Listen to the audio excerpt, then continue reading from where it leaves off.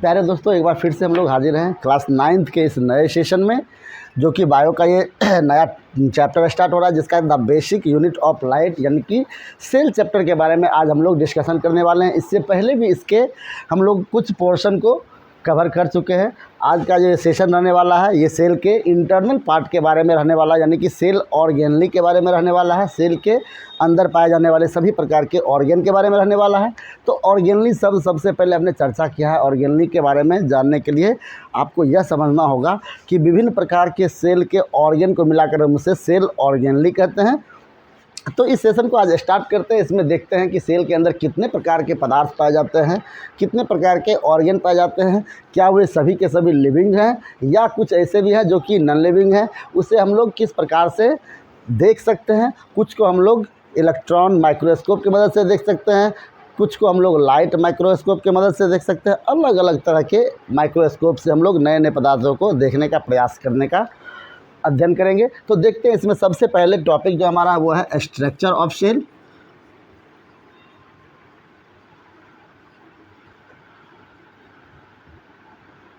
देखिए, सेल के स्ट्रक्चर के बारे में हम लोग जब देखते हैं तो हम जानते हैं कि सभी सेलों में जितने भी सेल्स हैं 3 मेजर फंक्शनल रीजन हैं। 3 मेजर फंक्शनल रीजन यानी कि 3 ऐसे क्षेत्र हैं जो महत्वपूर्ण हैं। सबसे पहला कौन सा है ये देख लीजिए। सबसे पहला है सेल मेम्ब्रेन, जिसे हम लोग कोशिका झिल्ली कहते हैं। इसी का दूसरा नाम है प्लाज्मा मेम्ब्रेन।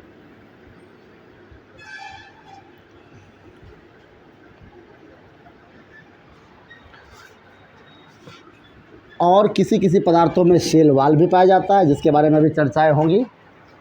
दूसरा पदार्थ है जिसे हम लोग कहते हैं द न्यूक्लियस। और तीसरे टाइप का जो पदार्थ है उसे हम लोग कहते हैं द साइटोप्लाज्म। तो हमने अभी पढ़ा कि स्ट्रक्चर ऑफ सेल में कि सभी सेल्स में 3 मेजर फंक्शनल रीजन हैं, जिसमें से पहला है सेल मेम्ब्रेन या प्लाज्मा मेम्ब्रेन या सेल वाल, दूसरा है न्यूक्लियस और तीसरा है साइटोप्लाज्म। तीनों के बारे में जानकारियाँ लेंगे। सबसे पहले देखते हैं इसमें हम लोग सेल मेम्ब्रेन या प्लाज्मा मेम्ब्रेन या सेल वाल के बारे में। यह किसी भी सेल का आउटर मोस्ट लेयर है।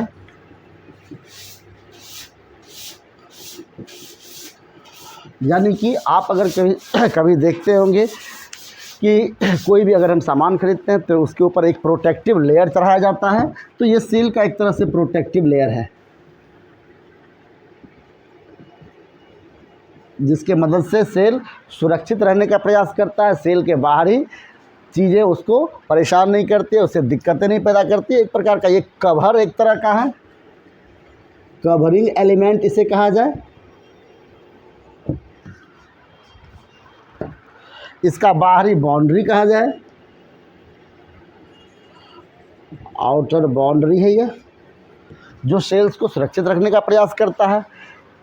ठीक है। अच्छा, किसी किसी पदार्थ में सेल वाल भी पाए जाते हैं, यानी कि विभिन्न प्रकार के प्लांट वाले सेल्स में सेल वाल भी पाए जाते हैं।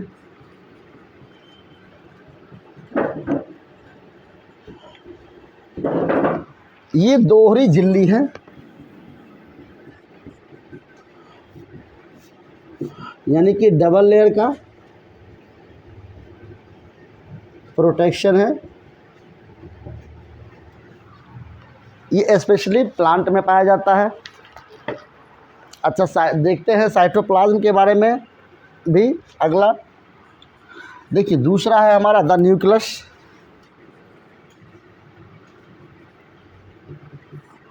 वो कहाँ गया रे? क्या? ओह, चलो ठीक है। ये सभी सेल्स में पाए जाते हैं। जनरली ऐसे तो कुछ ऐसे भी सेल है जिसमें न्यूक्लियस एब्सेंट भी रहेंगे, जिसके बारे में हम लोग चर्चाएं करेंगे। और तीसरे प्रकार का जो पदार्थ है ये है साइटोप्लाज्म। इसे हम लोग कोशिका द्रव्य कहते हैं। काफ़ी महत्वपूर्ण ये पदार्थ है।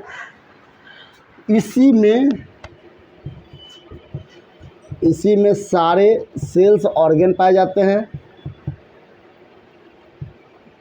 यानी कि आप बात कर ले माइटोकॉन्ड्रिया की, आप बात कर ले गोल्गी एपरेटस की, आप बात कर ले इंडोप्लाज्मिक रेटिकुलम की, आप बात कर ले रफ इंडोप्लाज्मिक रेटिकुलम की, चाहे और भी वैकल्स की बात कर ले, लाइसोसोम्स की बात कर ले, सब के सब साइटोप्लाज्म के अंदर ही पाए जाते हैं। ये एक प्रकार का द्रव्य है जो कोशिका को सूखने नहीं देता है, कोशिका को कोशिका के रूप में बनाए रखता है। जैसे आपके शरीर में ब्लड का जो योगदान रहता है, उसी प्रकार का साइटोप्लाज्म का हमारे इस सेल्स में योगदान रहता है।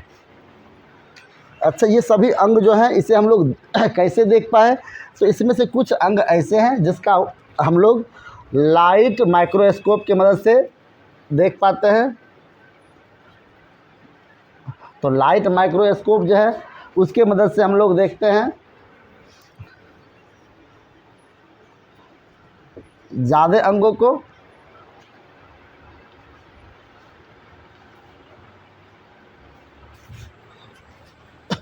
लाइट माइक्रोस्कोप की मदद से हम लोग न्यूक्लियस को देख पाते हैं। बाकी अंगों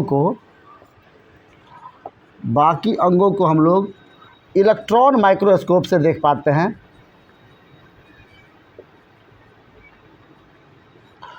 तो हमने अभी देखा सेल मेम्ब्रेन के बारे में। तो सेल मेम्ब्रेन को ही प्लाज्मा मेम्ब्रेन कहा जाता है, ठीक है। और इसके साथ साथ सेल वॉल नाम के एक स्पेशल टाइप के कवर को भी देखा। सेल मेम्ब्रेन या प्लाज्मा मेम्ब्रेन सभी में पाए जाते हैं, चाहे वह प्लांट सेल हो चाहे वह एनिमल सेल हो, सब में पाया जाता है। एक प्रकार का प्रोटेक्टिव लेयर है, एक प्रकार का आउटर बाउंड्री है किसी भी पदार्थ का। दूसरा हमने देखा अभी सेल वॉल के बारे में। तो सेल वॉल एक स्पेशल टाइप का प्रोटेक्टिव डबल लेयर का बाउंड्री है जो कि प्लांट के सेल में पाया जाता है, प्लांट के ऊपर पाया जाता है, ठीक है। ये डबल लेयर का प्रोटेक्शन है। न्यूक्लियस के बारे में देखिए, ये सभी तरह के सेल्स में पाए जाते हैं। न्यूक्लियस को सेल्स का ब्रेन कहा जाता है। इसी से हम लोग कंट्रोल और कोऑर्डिनेशन करते हैं सारे सेल्स के ऑर्गेनों पर। साइटोप्लाज्म के बारे में हमने देखा कि साइटोप्लाज्म एक प्रकार का लिक्विड है जो कि सारे अंगों को अपने अंदर व्यवस्थित कर रखता है। अच्छा, एक चीज़ आपने जाना होगा, आप जब भोजन करते हैं तो भोजन आप मुंह के जरिए करते हैं, उसका पाचन पेट में होता है, उसके बाद उससे मिलने वाले एनर्जी का उपयोग सारे शरीर के अंग करते हैं। अगर मुंह भोजन करना बंद कर दे फिर हमें दिक्कतें होंगी, फिर हमें काफ़ी तकलीफ़ें होंगी और हम बीमार पड़ जाएंगे, हम अस्वस्थ हो जाएंगे और हमारी मृत्यु तक हो सकती है। यानी कि कहने का यह मतलब है कि हमारे शरीर का सभी अंग एक दूसरे के साथ इस प्रकार से कनेक्टेड है कि सब एक दूसरे के ज़रूरत में काम आते हैं। अगर किसी प्रकार के हम लोग सड़े गले पदार्थों को देखते हैं तो हमारा आँख उसको मना करता है, हमारा जीभ उसको टेस्ट लेने से मना करता है। तो ये कंट्रोल और कोऑर्डिनेशन जो है ये शरीर के विभिन्न अंगों के बीच में ही सिर्फ नहीं है बल्कि सेल्स के सारे ऑर्गन के बीच में भी है। और इसको बनाकर रखने के लिए उसमें ये तीनों पदार्थ काफ़ी इम्पोर्टेंट भूमिका निभाते हैं। इन सभी पदार्थों को देखने के लिए हम लोग देखते हैं दो तरह के माइक्रोस्कोप का यूज़ करते हैं, या तो लाइट माइक्रोस्कोप या तो इलेक्ट्रॉन माइक्रोस्कोप। तो न्यूक्लियस को हम लोग लाइट माइक्रोस्कोप से भी देख सकते हैं। बाकी पदार्थों को देखने के लिए आपको हैवी माइक्रोस्कोप चाहिए जो कि इलेक्ट्रॉन माइक्रोस्कोप है, उसके मदद से हम लोग देख सकते हैं। तो ये था हमारा अभी स्ट्रक्चर सेल के इंटरनल पार्ट का। अब हम लोग देखने वाले सेल के ऑर्गन के बारे में कि किस प्रकार के ऑर्गन पाए जाते हैं सेल्स के अंदर।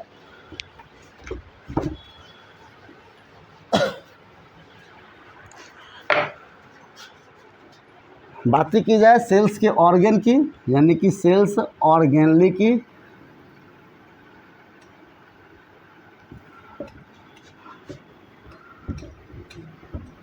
तो सेल्स के अंदर जनरली कुछ इम्पोर्टेंट जो ऑर्गन पाए जाते हैं उसे दो भागों में बांटा गया है। ये दो भाग कौन कौन से? एक है लिविंग ऑर्गन, दूसरा देखते हैं यानी लिविंग पार्ट कहा जाए एक तरह से, लिविंग पार्ट्स, एक non living parts. Non living parts देखिए दोनों तरह के ऑर्गेनों का हम लोग नाम लेंगे अभी। सबसे पहले देखते हैं सेल्स में जो पाया जाता है वो है प्लाज्मा मेम्ब्रेन, जिसके बारे में अभी हमने चर्चा किया था। प्लाज्मा मेम्ब्रेन, इसे ही हम लोग सेल मेम्ब्रेन भी कहते हैं। दूसरा है साइटोप्लाज्म, और इसी के अंतर्गत अब जो बाकी हम लिखेंगे वो सब आते हैं। तीसरा है इसमें माइटोकॉन्ड्रिया,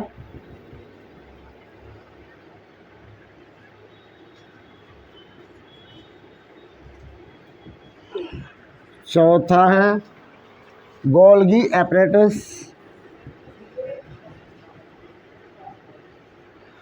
पांचवा है राइबोसोम,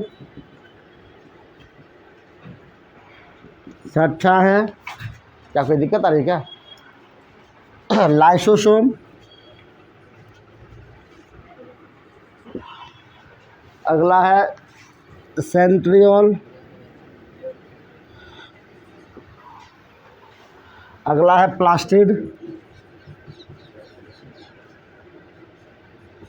अगला है इंडोप्लाज्मिक रेटिकुलम, जिसे हम लोग ER भी कहते हैं। दो तरह के होते हैं, SER, ये दो तरह के होते हैं, एक SER, एक RER, यानी कि स्मूथ इंडोप्लाज्मिक रेक्टिकुलम और रफ इंडोप्लाज्मिक रेक्टिकुलम। ये सब के सब लिविंग पार्ट थे। इसमें एक चीज़ का ध्यान रखना है कि ये जो हैं ये सब साइटोप्लाज्म के अंतर्गत ही आते हैं।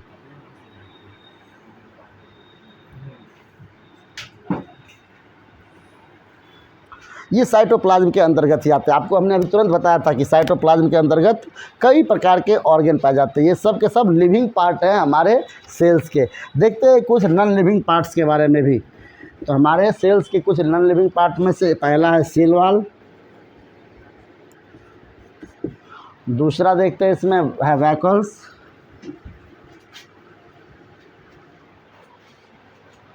तीसरा है इसमें ग्रैनुलस।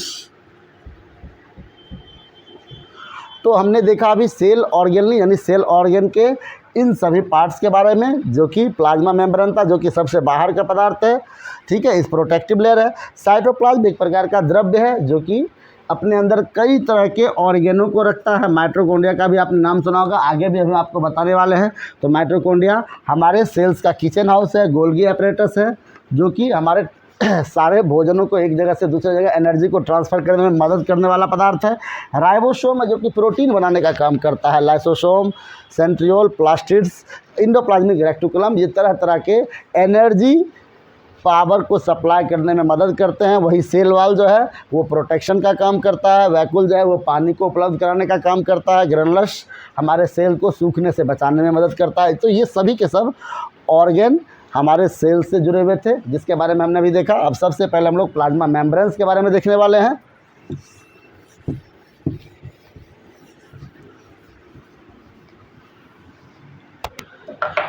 देखिए, प्लाज्मा मेम्ब्रेन को हम लोग प्लाज्मा झिल्ली भी कहते हैं। प्लाज्मा झिल्ली इस प्रकार का होता है। और आपको एक बात ध्यान रखना है बायो के इस सेशन में या बायो के क्लासों में कि जब जब झिल्ली वाली बातें आएंगी तो आप एक चीज़ अपने माइंड में बिठा लीजिएगा कि झिल्ली हमेशा प्रोटेक्शन का काम करता है।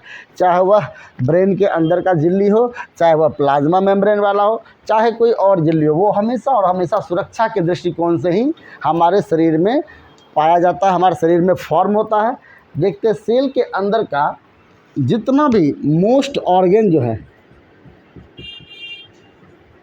मोस्ट ऑर्गन ऑफ सेल, ठीक है, इसी से कवर रहते हैं, कवर्ड बाय प्लाज्मा मेम्ब्रेन्स। इसको हम लोग PM शॉर्ट एब्रिविएशन में इसको हमने लिखा है PM।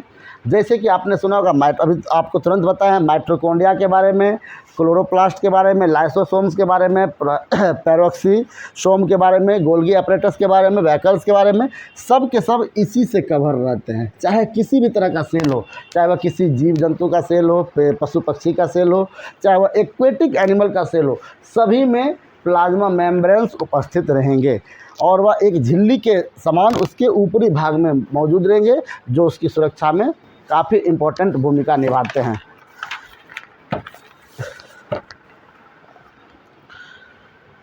इसका स्ट्रक्चर देखते हैं। चलिए इसके स्ट्रक्चर में देखते हैं। यह एक लिविंग पार्ट है, चूँकि हमने अभी तुरंत पढ़ा है इसके बारे में। लिविंग पार्ट ऑफ शेल है यह थीन होता है। अच्छा, ये डेलिकेट वाला भी होता है ये पोर्शन। डेलिकेट करने का मतलब होता है काफ़ी नाजुक होता है, ठीक है।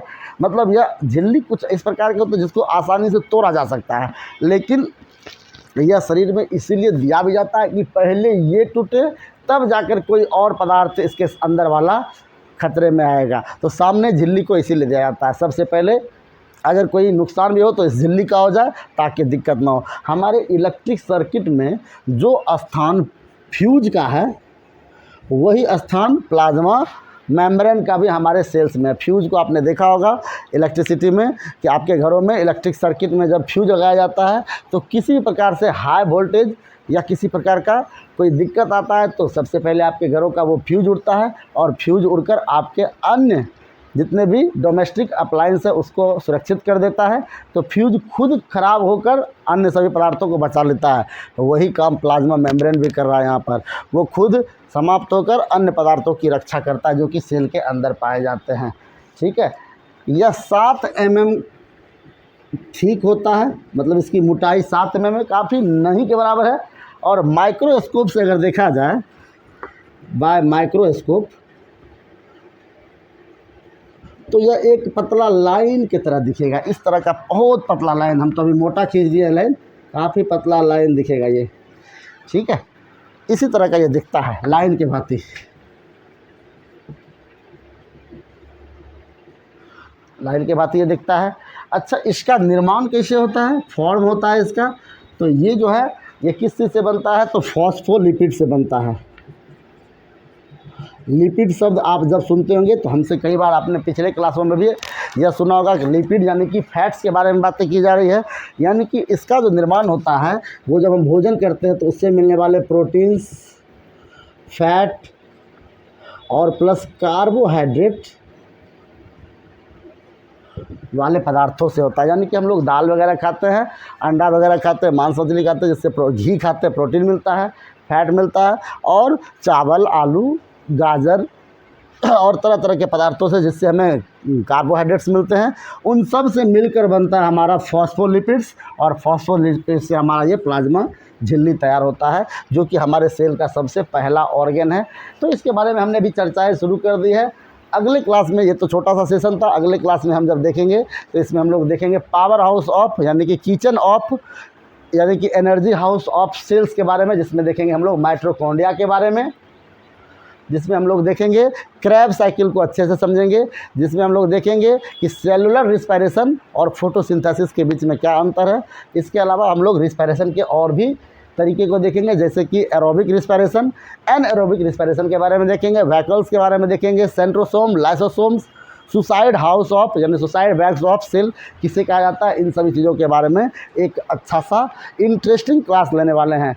तो सेशन छोटा है, इसको आप ध्यान से देखेंगे। किसी भी प्रकार की इसमें त्रुटि होगी तो आप हमें कमेंट सेक्शन में जाकर कमेंट करेंगे, और हमारे इस चैनल को ज़्यादा से ज़्यादा सब्सक्राइब करें ताकि हमारा भी मनोबल बना रहे और हम लोग भी इसी तरह आपके लिए नए नए क्लासों को लाते रहें। आपको और भी दिलचस्प और इंटरेस्टिंग टॉपिक्स के ऊपर हम लोग डिस्कशन करें। इसी पॉइंट के साथ मैं अब इस क्लास को समाप्त कर रहा हूं। आशा करता हूं कि आपको यह क्लास पसंद आया होगा। तब तक के लिए धन्यवाद। फिर से मिलेंगे हम लोग एक नए वीडियो के साथ। Thank you.